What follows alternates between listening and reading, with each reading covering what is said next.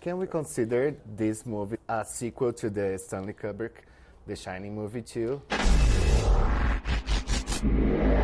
Olá, galera do CinePOP. Eu estou aqui no Colorado com o diretor Mike Flanagan, que comanda Doutor Sono, sequência de O Iluminado. Come play with us forever and ever. I'm such a huge fan. I love Oculus, I love Rush, I love Oiha too, and The Haunting of Hill House. What's the secret to scare the audience and entertain them? That's a great question. That's a question that I'll be asking myself for the rest of my career, I think. I don't know the answer. I don't know what the secret is. I've always believed, though, that the reason a scare lands or the reason the horror genre can work is if you're invested in the characters. If you come to care about them enough that anything frightening that happens to them, any threat that is posed to them makes you feel like you're under that threat, then that's what'll make it work. I also think the other secret to it I've learned is silence. It took me a lot of movies to figure that out, but I think it goes back to us being kind of, as children, awake at night and afraid, scrutinizing every sound in a dark room, listening for every little creak. There's nothing, I think, that kind of creates that sense of tension better than silence. It just, instead of big loud noises or big music, I think the quieter a horror movie is, the scarier it is. And how does it feel to be here in the Stanley Hotel, the place that inspired The Shining? Oh, it's sacred ground, I think. This is one of my favorite places in the world. It's my third time visiting this hotel. And yeah, I think in a very profound way, the fact that Stephen King stayed here, when he did in 1974, that forever changed horror cinema. So this is a very, very magical place. Did you have any weird ghost story? No, I've never had anything happen here that was overtly supernatural. But when I stayed in room 217, which is the room King stayed in when he was inspired to write The Shining, I could see the clawfoot bathtub, which is still here after all these years. They never remodeled that bathroom. And I could see it with the curtain hanging in front of the tub from the bed.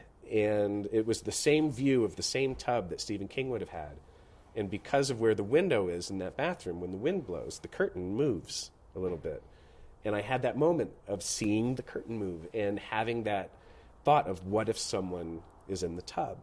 And that was so cool. It was so neat to kind of see the same thing. I could see the whole genesis of Mrs. Massey and the lady in the tub in room 237, well, 217. 217 here. I could see that whole genesis, in that one moment, kind of looking at that little flutter. That's all just the wind on a curtain. It was really something.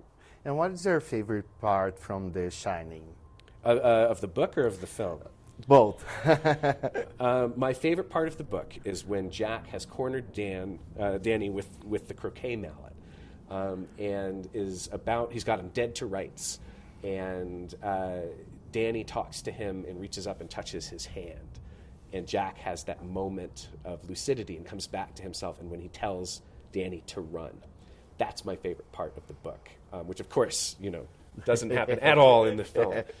In the movie, though, my favorite scene of the movie is when Jack is backing Wendy up the stairs in the Colorado Lounge. Yeah, I love this scene. Breathtaking. Yeah. The way it's shot, the way it's performed, how thoroughly unraveled and desperate, Shelley Duvall is in Nicholson's face as he comes up that stair. It's just beautiful. Can we consider this movie a sequel to the Stanley Kubrick, The Shining movie too? Yes, I think so. I think definitively I can finally say that, yeah.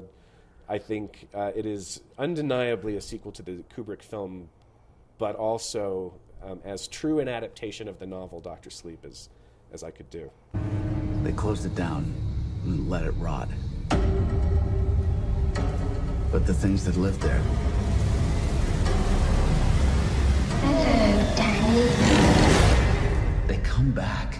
Recently, Martin Scorsese and Francis Ford Coppola talked some stuff about Marvel movies. Yeah. Do you agree with them? No. No, I don't. I cried at Endgame.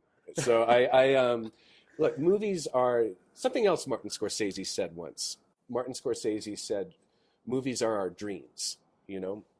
I don't think you can look at a Marvel movie, superhero movies, you know, good versus evil, and those epic stories. I don't think you can say one dream is better or more authentic than another. I think cinema encapsulates so many different visions and so many different types of stories. And it's all about giving people a shared experience and characters that they can grab onto. Marvel movies absolutely do that for me. So no, I don't agree. I agree with his first statement. Movies are our dreams. Yeah, I agree with that. Would you direct a superhero movie? Absolutely. Which This one? movie happened because of that. I was taking a meeting at Warner Brothers to talk about the DC universe. And at that meeting, I was meeting with John Berg, and we were talking about Stephen King because I just finished Gerald's Game. And that's how this whole thing started. But it was all because I went in hoping to talk about directing a DC movie. Thank you very much. Of course. Thank you. Oh, thank you. I love the movie. Thank you. Oh, thank you. And they've noticed that little girl. Well, hi there.